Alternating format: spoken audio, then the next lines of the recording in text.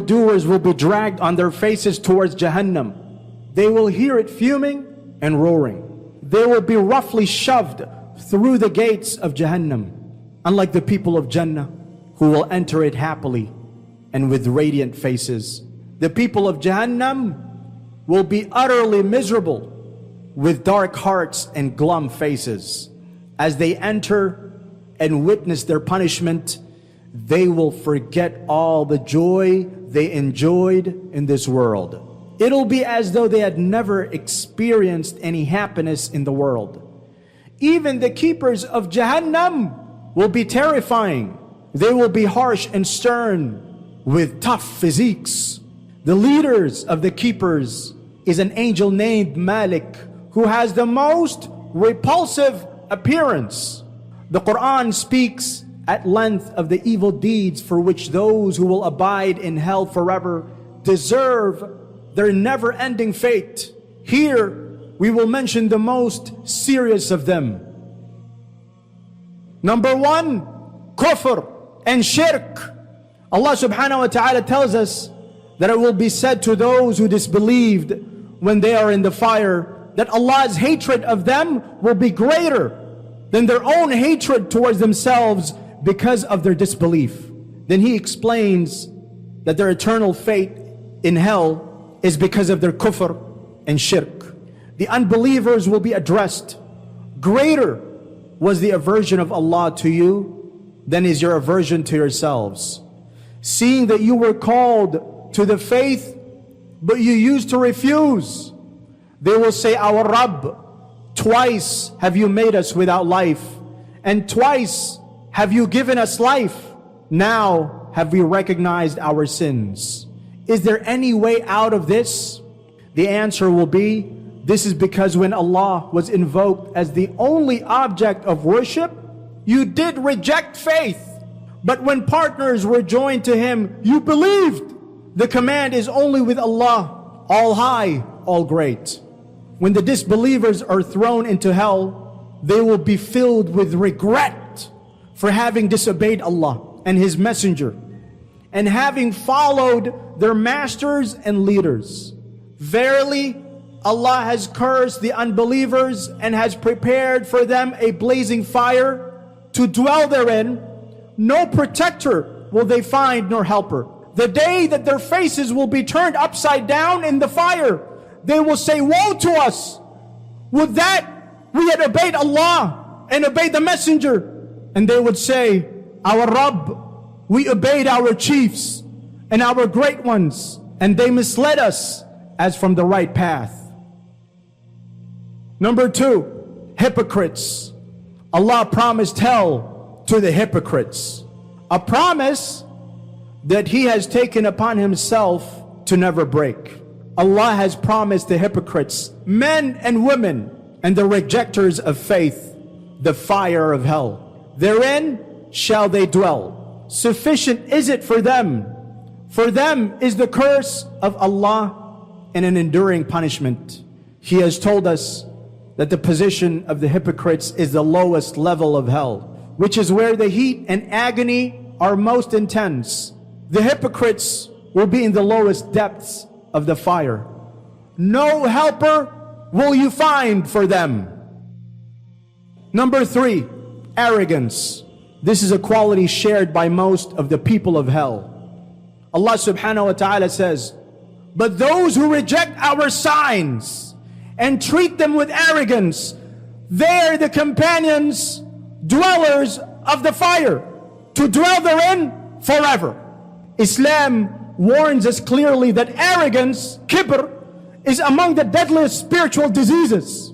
Arrogance isn't just pride, it's feeling superior, looking down on others, and stubbornly rejecting the truth because of ego. In fact, it was arrogance that caused Satan, Iblis, to lose his honored status and become forever cursed. But arrogance didn't end with Satan. History shows countless others who followed his path, bringing ruin upon themselves. Why does Islam place such heavy emphasis on the danger of arrogance? How can this destructive trait threaten our relationship with Allah? Most importantly, how can we recognize and overcome arrogance in ourselves? Allah Almighty said, "Pride is my cloak, and greatness is my robe. Whoever competes with me regarding them, I will cast him into hellfire." Allah likens pride and greatness to His exclusive garments, meaning true greatness belongs only to Him. If a human being tries to wear those attributes, act with godlike pride, Allah will punish them.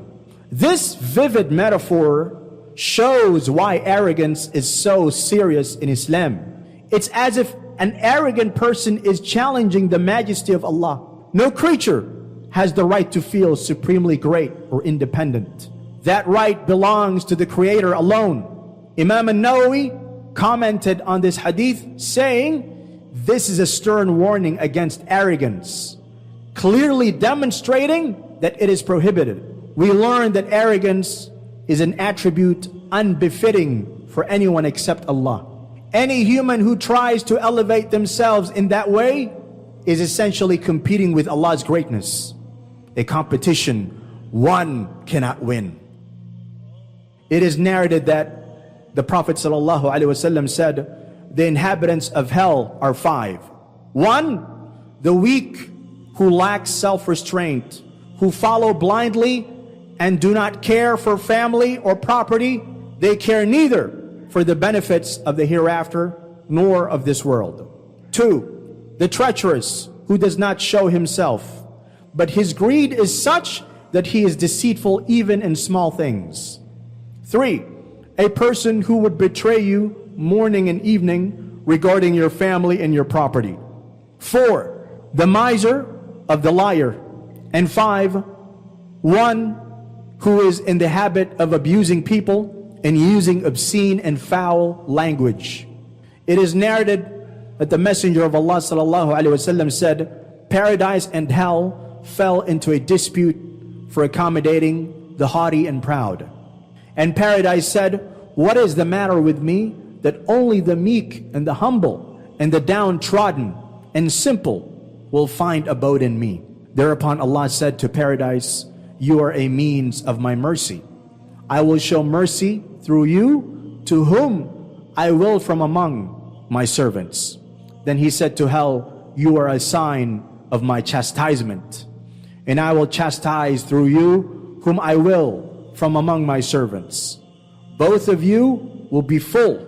And as regards to hell, it will not be full until Allah, the exalted and glorious, places His foot over it. Then hell will say, enough, enough, enough. At which point it'll be full and will be compressed. Allah will not treat unjustly anyone among His creation. As for paradise, He will create another creation to fill it. Abu Hurairah radiallahu an narrated, when the Prophet Muhammad sallallahu alaihi wasallam saw hell, many different kinds of people were there.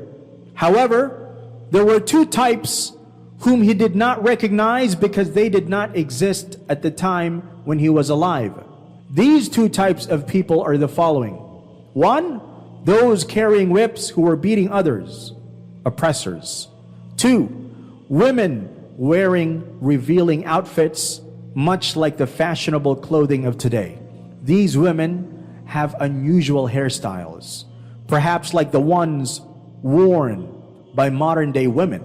Through this hadith, the Prophet Muhammad ﷺ predicted the nature of women's clothing in the future.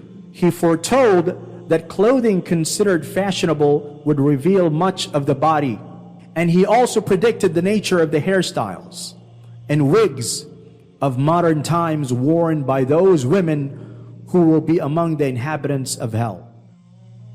In the khutbah given during a solar eclipse, the Messenger of Allah ﷺ said, I was shown hell, and I have never seen anything more terrifying than it. And I saw that the majority of its people are women. They said, why, O Messenger of Allah? He said, because of their ingratitude. It was said, are they ungrateful to Allah? He said, they are ungrateful to their companions, husbands, and ungrateful for good treatment.